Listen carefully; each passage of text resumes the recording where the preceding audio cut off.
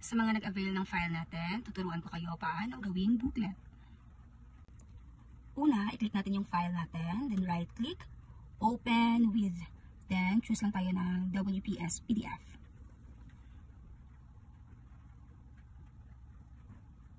Control P, then click natin yung booklet. Then choose backside only. Palitan natin yung size ng bond paper, gawin natin A4. Makikita nyo dyan yung mga pages, then ipiprint na natin.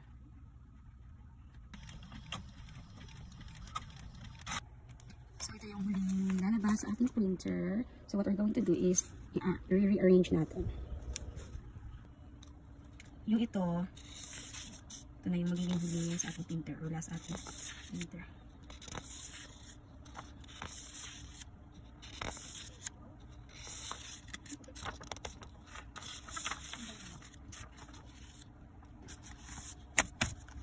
Pagkatapos niyan, ay babalik natin sa ating printer.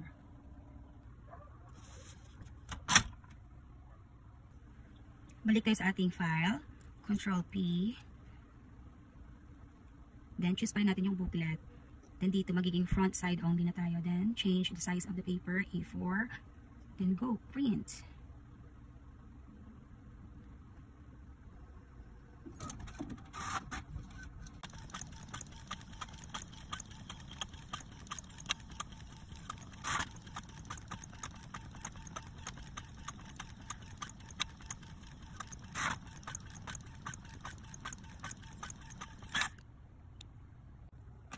So, ito na yung lalabas sa ating printer.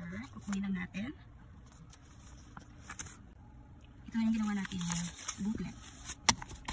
Then, ipo-fold natin siya. Ganito. Yan. Then, gagamit tayo ng ating long arm stapler. So, ito yung ginagamit natin pang staple.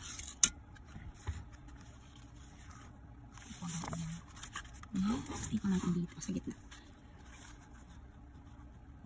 Hanapin na natin yung center.